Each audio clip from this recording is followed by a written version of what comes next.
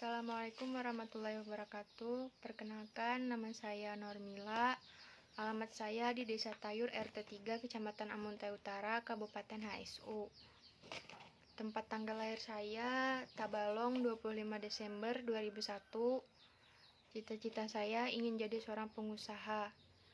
Baiklah, di sini saya akan menjelaskan dengan judul komputer sejauh mana yang saya tahu. Komputer pertama kali ditemukan pada 1822 oleh seorang ahli matematika asal Inggris, Charles Babbage. Mulanya, Babbage bermaksud untuk menciptakan sebuah mesin hitung bertenaga uap yang dapat menghitung tabel angka. Mesin tersebut kemudian ia beri nama Difference Agnio. Kata komputer dipergunakan untuk menggambarkan orang yang pekerjaannya melakukan hitungan aritmetika ataupun tanpa alat bantu. Asal mulanya, pengolahan informasi hampir eksekutif berhubungan dengan masalah aritmetika. Secara umum, komputer adalah suatu perangkat elektronik yang dapat digunakan untuk mengolah data dengan prosedur yang telah dirumuskan sebelumnya, sehingga menghasilkan informasi bermanfaat bagi penggunanya. Pada umumnya, komputer terdiri dari 3 elemen, yaitu perangkat keras atau hardware yang terdiri dari prosesor RAM, hard disk, motherboard, dan CPU.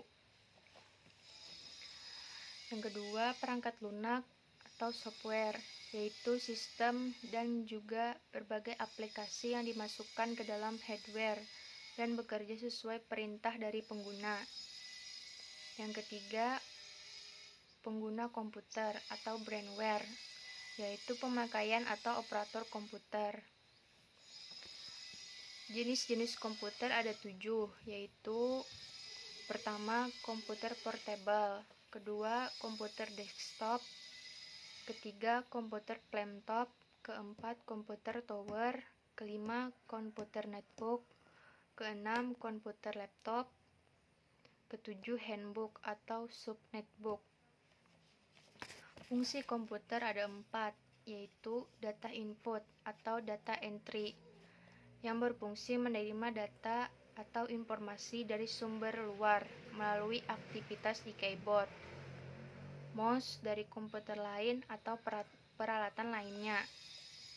Pengolahan data berfungsi untuk melakukan pemrosesan berbagai macam data. Informasi yang diproses akan menghasilkan output, yaitu berupa informasi. Yang ketiga itu penyimpanan data, berfungsi sebagai tempat untuk menyimpan informasi yang dilakukan berbeda-beda tergantung bagaimana informasi yang digunakan. Keempat, keluaran data diproses dalam komputer, hasilnya akan tersedia untuk digunakan oleh pengguna atau perangkat lainnya dengan berbagai tujuan. Manfaat komputer ada 4. Yang pertama, memudahkan pekerjaan. Dalam dunia kerja, komputer bisa dirasa mampu membantu menyelesaikan segala urusan. Beberapa manfaat komputer yang bisa dirasakan dengan komputer adalah bisa mengolah data, mempercepat pekerjaan, berkirim informasi, mencetak dokumen penting, hingga berkomunikasi dengan orang penting yang berhubungan dengan perusahaan. Kedua, penunjang pendidikan. Dalam dunia pendidikan bisa dimanfaatkan oleh guru untuk memberikan materi pelajaran. Ketiga, berbisnis. Manfaat komputer dengan berbisnis ini bisa melakukan dengan membuka netral komputer, warnet, kursus komputer, video editing, percetakan programmer. Keempat, media hiburan. Jenis hiburan yang didapatkan dari komputer adalah menonton film, bermain game, mendengarkan musik, dan lain-lain. Peranan komputer dalam dunia pendidikan yaitu dapat memiliki variasi mengejar dengan menggunakan komputer. Kemampuan belajar peserta didik dapat meningkatkan adanya fasilitas komputer. Kecerdasan psikomotorik dapat terangsang dengan adanya pendidikan yang berbasis komputer. dan merupakan sarana yang bermanfaat untuk mengekspresikan kreativitas seseorang. Komputer mengalami pembaharuan dari tahun ke tahun, yang mana pertama kali muncul belum terlihat saat sekarang, melainkan benar-benar seperti mesin penghitung. Kemudian beberapa pakar menemukan rumus, kode perintah, pemrograman, dan memori perintah. Ada 5 generasi komputer, yaitu generasi pertama tabung vakum, generasi kedua transistor, generasi ketiga IC, generasi keempat mikroprosesor, generasi kelima IE. Selanjutnya yaitu sistem komputer. Sistem komputer adalah kumpulan perangkat-perangkat komputer yang saling berhubungan dan berinteraksi satu sama lain untuk melakukan proses pengolahan data sehingga dapat menghasilkan informasi yang diharapkan oleh penggunanya. Perangkat yang terdapat pada sistem komputer diantaranya yaitu hardware, software, dan brainware. Perangkat tersebut memiliki fungsi masing-masing pada sistem komputer. Pada saat beroperasi pun ketiganya saling bergantung dan saling mendukung satu sama lain. Seperti hardware tidak dapat berinteraksi dengan brainware tanpa software dan juga sebaliknya. Selanjutnya yaitu jurusan sistem komputer. Jurusan sistem komputer merupakan sebuah jurusan perkuliahan yang juga dikenal dengan nama jurusan teknik komputer. Jurusan ini sangat direkomendasikan bagi kamu yang suka terhadap dunia teknik, komunikasi, dan juga jaringan. Melalui jurusan sistem komputer ini, mahasiswa akan dapat belajar mengenai pengintegrasian antara teknik elektro dan teknik komputer. Kedua ilmu tersebut yang diintegrasikan tersebut akan dimanfaatkan untuk kepentingan pengembangan hardware, software, dan juga jaringan komputer atau network. Mahasiswa akan dibimbing untuk merancang sebuah prosesor dari komputer atau perangkat elektronik lainnya. Keberadaan prosesor ini sangat penting untuk melakukan pengontrolan sebuah sistem yang akan berjalan pada sebuah komputer atau perangkat lain. Untuk menghasilkan central processing komputer yang benar-benar brilian, mahasiswa jurusan sistem komputer akan berkutat pada perancangan berbagai komponen Central Processing Unit atau CPU. Ketika sudah mahir dalam merancang CPU, mahasiswa akan pandai merakit CPU sendiri berdasarkan requirement yang mereka inginkan terhadap jalannya sistem komputer nantinya. Di samping itu, dalam jurusan ini mahasiswa juga akan diajarkan bagaimana melakukan rekayasa perangkat lunak dan juga membuat perangkat lunak yang baru, macam sistem operasi komputer terbaru. Yang pertama yaitu apa itu sistem operasi? Secara umum, pengertian sistem operasi adalah perangkat lunak software yang berfungsi sebagai antarmuka dan pengatur semua sumber daya perangkat komputer.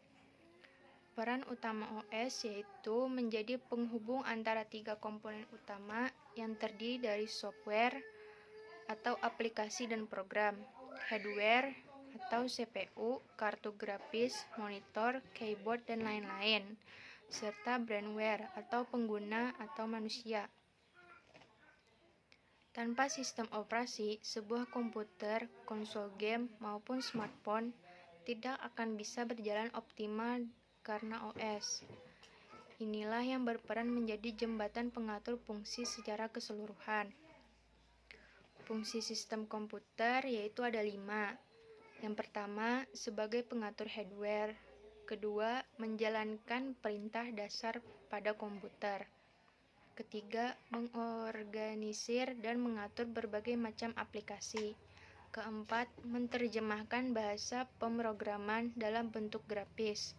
Kelima, untuk peran komputer yang lebih optimal. Jenis sistem komputer yaitu atau yang pertama, sistem operasi DOS. DOS bisa dibilang merupakan nenek moyang dari sistem operasi yang dimiliki oleh Microsoft saat ini. DOS juga merupakan singkatan dari Disk Operating System adalah awal mula metode sistem operasi komputer yang digunakan oleh IBM. Layaknya perangkat komputer versi terdahulu, tampilan dari DOS masih hitam putih. Hanya tulisan dan tidak ada gambar yang ditayangkan. Karena masih jadul dan belum ada antarmuka, proses memasukkan instruksinya pun menggunakan tulisan yang kini kena dengan istilah Command Prompt.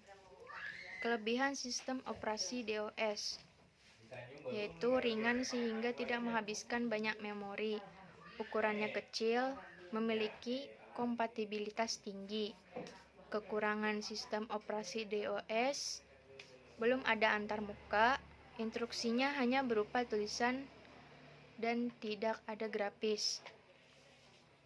Yang kedua, sistem operasi Windows. Windows merupakan jenis OS terbesar di dunia yang saat ini banyak diadopsi untuk membantu mengakomodir kebutuhan sehari-hari. Mulai dari komputer instansi, akademisi, hingga kebutuhan pribadi. Sekarang ini Windows menjadi OS terbaik mengalahkan Linux dan operating sistem lainnya saat ini. Usai berhentinya proses pengembangan sistem operasi MS-DOS, DOS, Windows menjadi favorit pengguna karena tampilan sudah terpasang hampir seluruh komputer IBM dan komputer lainnya. OS Windows mampu tampil menarik dengan visual grafis GUI. Sebagai informasi, OS Windows sejatinya merupakan hasil revolusi dari MS-DOS yang beberapa tahun sebelumnya masih berbasis tulisan tanpa gambar. Kelebihannya, tampilan antarmuka user-friendly, lebih mudah dalam proses instalasi, dan aplikasi OS Windows melimpah. Kekurangannya, tidak open source, berbayar dan lumayan mahal, mudah diretas karena sistem keamanan masih lemah, rentan terkena serangan virus. Yang ketiga, sistem operasi Linux. Linux diperkenalkan pertama kali oleh Linus Torvalds pada tahun 1991 silam. Sistem operasi yang satu ini memiliki sifat open source, di mana penggunanya dapat memodifikasi dan mendistribusikan kembali secara bebas tanpa perlu lisensi. Berkat fleksibilitas ini, rata-rata pengguna Linux kerap kali memasang dan melakukan konfigurasi sendiri untuk membangun sistem pengguna OS Linux. Mayoritas juga paham akan teknologi sehingga perkembangan Linux sangat pesat dibandingkan OS Windows atau Mac OS yang kebanyakan merupakan pengguna sehari-hari. Kelebihannya yaitu open source, gratis, tidak ada biaya lisensi, perkembangan sangat kencang karena dikembangkan banyak orang. Kekurangannya yaitu tidak dianjurkan bagi pengguna awam, aplikasi Linux terbatas, cara install Linux terbilang susah.